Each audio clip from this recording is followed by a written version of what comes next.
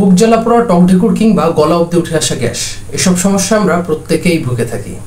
এগুলো একবার দুবার হলে ঠিক আছে, কিন্তু যখন এটা প্রায় প্রতিদিনই আমাদের সাথে হতে থাকে তখন এটা ডেকে আনতে পারে আমাদের জন্য একটি ভয়ঙ্কর রোগ, GERD অর্থাৎ গ্যাস্ট্রোইসোফেগাল রিফ্লাক্স ডিজিজ। সহজ ভাষায় আমরা যেটাকে বলতে পারি দীর্ঘমেয়াদী অথবা অতিরিক্ত গ্যাসের সমস্যা। এসব সমস্যার অন্যতম প্রধান কারণ হচ্ছে আমাদের খাদ্যাভ্যাস এবং দৈনন্দিন কিছু ভুল অভ্যাস, বিশেষ করে বেশি বেশি ফাস্টফুড কিংবা তেল ঝালযুক্ত খাবার খাওয়া। এগুলো আমাদের পেটে অতিরিক্ত অ্যাসিডিটি তৈরি করে, যেটা থেকে ধীরে ধীরে আমাদের অ্যাসিড রিফ্লাক্স বা GERD অর্থাৎ দীর্ঘমেয়াদী গ্যাস্ট্রিকের সমস্যাটা হয়ে থাকে। এখন প্রশ্ন হলো কিভাবে এই সমস্যাগুলো থেকে বাঁচবেন। প্রথমত খাবারের প্যাটার্নটা বদলান। পেট ভরে না খেয়ে অল্প অল্প করে বারবার খান।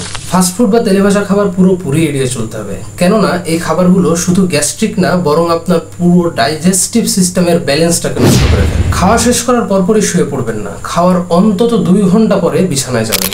পানিও হালকা খাবার খাবেন, খাবারের আগে 1 গ্লাস পানি এবং খাবারে বেশি বেশি শাকসবজি খাওয়ার চেষ্টা করবেন, কেননা এগুলো আপনার অ্যাসিডিটি কমিয়ে দেবে এবং পেটকে ঠান্ডা রাখবে। এই অভ্যাসগুলোকে এখন থেকেই নিজের ভিতরে নিয়ে আসুন, কেননা যত তাড়াতাড়ি এই অভ্যাসগুলো নিজের ভিতরে আনবেন তত তাড়াতাড়ি আপনি এই সমস্যাগুলো থেকে মুক্তি পাবেন।